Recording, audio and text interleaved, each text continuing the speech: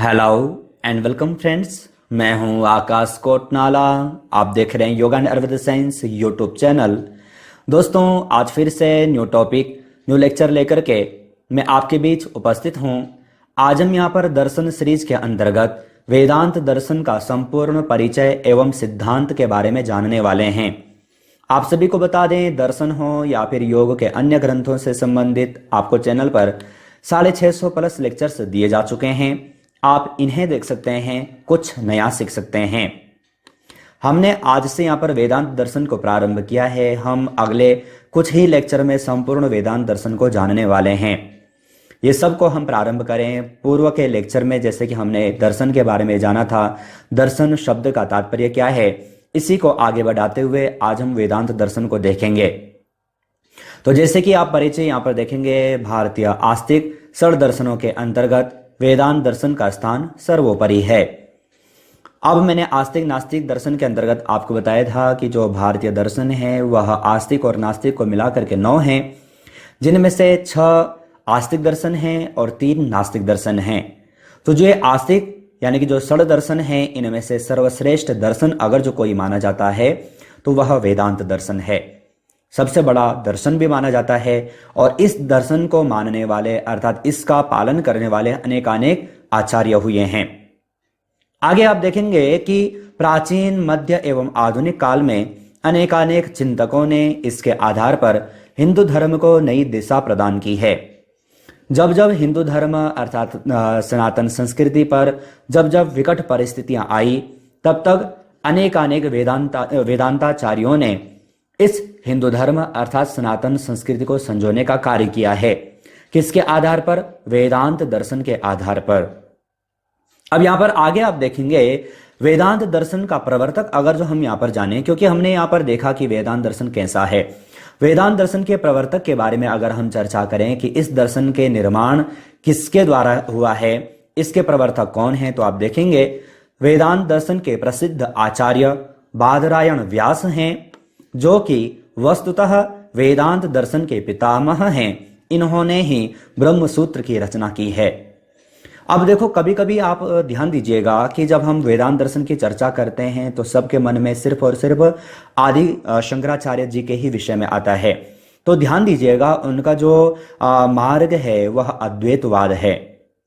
जबकि अगर हम वेदांत दर्शन के प्रवर्तक की जब हम चर्चा करें या फिर अगर जो कोई आपसे पूछता है, एग्जाम में पूछा जाता है, तो आपको ध्यान रखना है कि वेदांत दर्शन के जो आचार्य हैं अर्थात इसके जो प्रवर्तक हैं वह बादरायण व्यास जी हैं। इन्होंने जो वेदांत दर्शन है इसके पितामह माने जाते हैं। आगे आप देखेंगे इन्होंने ही ब्रह्म सूत्र की रचना की है। आपको ध्यान रखना है कि जो वेदांत दर्शन है वह ब्रह्म सूत्र से निकला हुआ है। और ब्रह्म सूत्र किसकी रचना है? तो बादरायण व्यास जी की रचना है ब्रह्म सूत्र। तो जब ब्रह्म सूत्र बादरायण व्यास जी द्वारा रचित है तो इस प्रकार से आपको समझना है कि वेदांत दर्शन भी बादरायण व्यास जी का ही है। जिस प्रकार से योग दर्शन योग सूत्र से निकला हुआ है, सांख्य दर्शन सांख्य प्रवचन सूत्र से निकला हुआ है, उसी प्रकार से वेदांत दर्शन ब्रह्म सूत्र से निकला हुआ है। तो ये सब आपको ध्यान रखना है। मैं आपको फिर से बता दूं कि ये सब आपको चैनल पर भी सभी दर्शनों से संबंधित लेक्चर्स दिए गए हैं और वेबसाइट पर भी आपको ये सब पढ़ने को मिल जाता है। तो आपको ध्यान रखना है कि जो दर्शन यानी कि वेदांत दर्शन के जो प्रवर्तक हैं वह बादरायण व्यास हैं और ब्रह्म सूत्र के प्रवर्तक भी बादरायण व्यास हैं। और जो वेदांत दर्शन है वह ब्रह्म सूत्र से निकला गया शास्त्र है अर्थात दर्शन है। अब यहां पर आप देखेंगे कि वेदांत दर्शन का अर्थ, अब हम इस दर्शन को वेदांत दर्शन कहते क्यों हैं, इसका कारण क्या है, तो यह भी हमें जानना जरूरी है। अब आप यहां पर देखेंगे शाब्दिक दृष्टि से प्रतीत ही होता है वेदों के अंतिम भाग या उपनिषदों का दर्शन। तो जैसे कि आप देखेंगे वेदांत दर्शन, तो आप देखेंगे जब मैंने आपको उपनिषद के लेक्चर्स दिए, जब मैंने आपको बताया कि उपनिषद किसे कहते हैं या फिर उपनिषदों को अन्य किस नाम से जाना जाता है, तो वहां पर मैंने आपको बताया था कि उपनिषद वेदों के अंतिम भाग हैं, इसलिए इन्हें वेदांत भी कहा जाता है। तो वेदांत का तात्पर्य क्या होता है कि जो वेदों के अंतिम भाग, मैंने आपको पिछले एक लेक्चर में बताया था कि जो वेद हैं वह 3 पार्ट में विभाजित हैं। संहिता, ब्राह्मण, आरण्यक अर्थात उपनिषद। तो यहां पर ध्यान दीजिएगा, इन्हें वेदांत क्यों कहा जाता है? क्योंकि ये वेदों के अंतिम भाग हैं और वेदों के अंतिम भाग का वर्णन अर्थात जैसे कि आप देखेंगे वेदों के अंतिम भाग या उपनिषदों का दर्शन, यह जो दर्शन है यह सामान्य दर्शनों से भिन्न है। नास्तिक दर्शन या फिर आस्तिक दर्शन जितने भी आप पढ़ते हैं, यह दर्शन उनसे भिन्न है क्योंकि यह उपनिषदों का दर्शन है। इसमें ज्ञान कांड की चर्चा की गई है।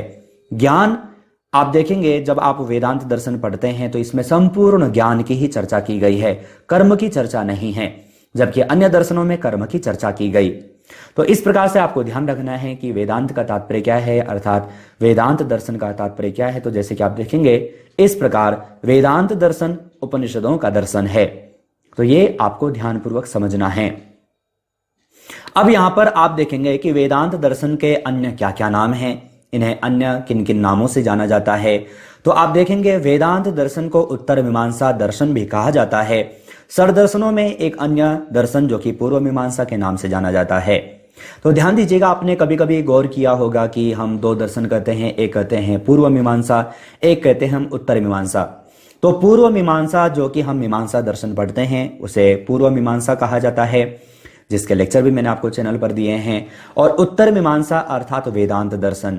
तो कभी कभी वेदांत दर्शन नहीं कहते लोग और कहते हैं कि उत्तर मीमांसा, या फिर यूजीसी नेट के एग्जाम में आपको अगर जो पूछा जाता है तो भी आपको ध्यानपूर्वक समझना है। कहीं पर अगर जो इंटरव्यू देने जा रहे हैं तो आपको ध्यानपूर्वक समझना है।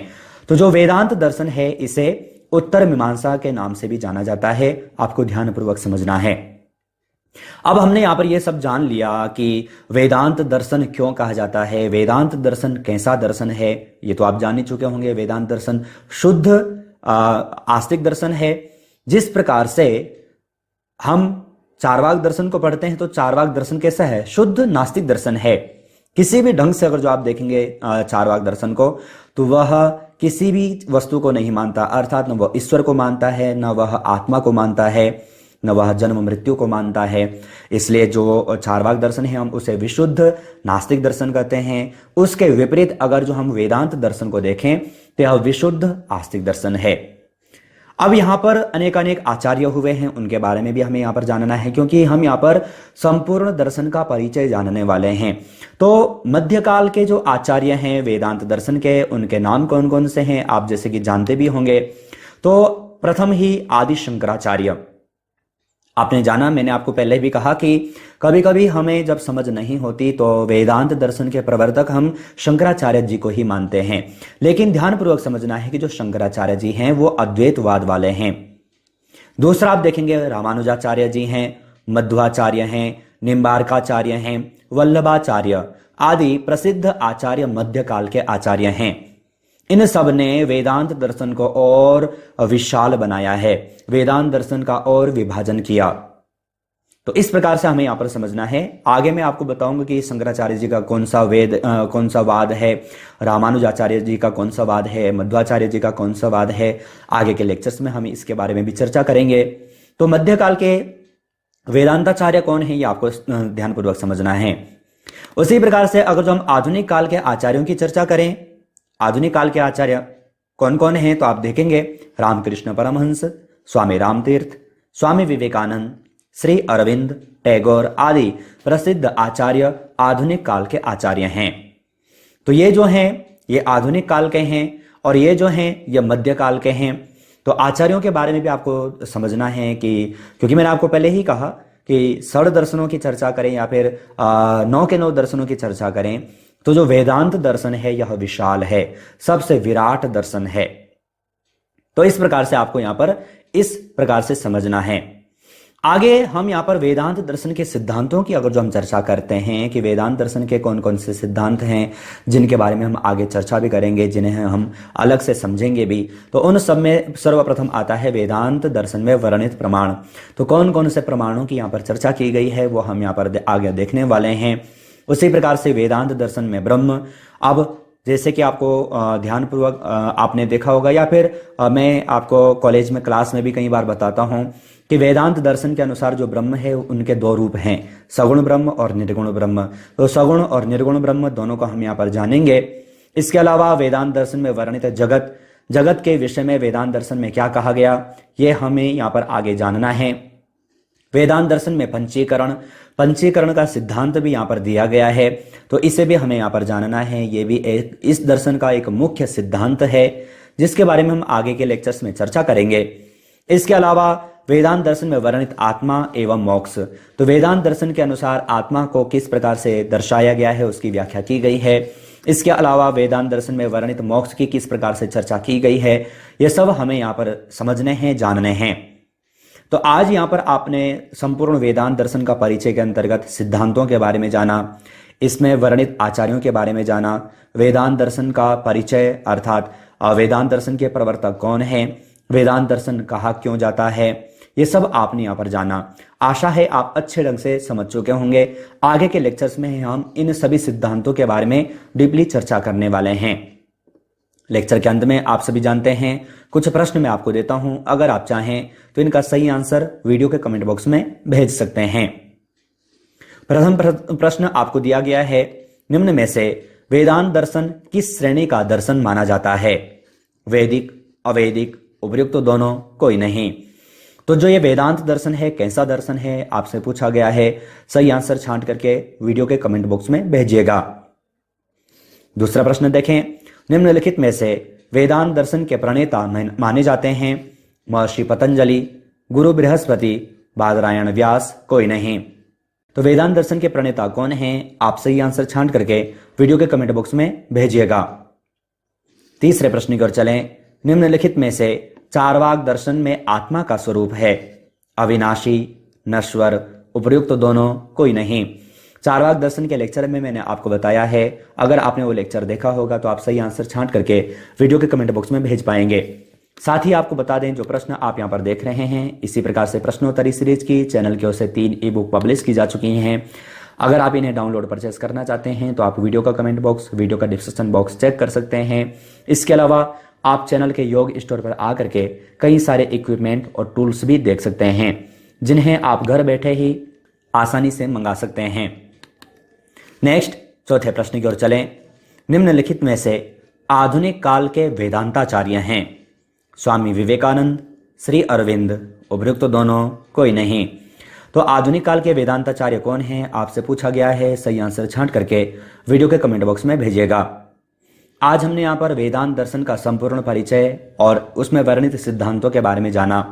आशा है लेक्चर आपके लिए यूजफुल रहा हो। अगर यूजफुल था तो वीडियो को लाइक जरूर कीजिएगा। साथ ही आप चैनल पर ज्वाइन बटन पर क्लिक करके चैनल के 3 प्लान में से कोई भी प्लान ले सकते हैं, चैनल से और अधिक जुड़ सकते हैं। इसी प्रकार से अन्य टॉपिक, अन्य लेक्चर के साथ आप सभी से फिर से मुलाकात होगी, लेकिन तब तक आप अपना और अपनी फैमिली का बहुत ख्याल रखिएगा। बाय।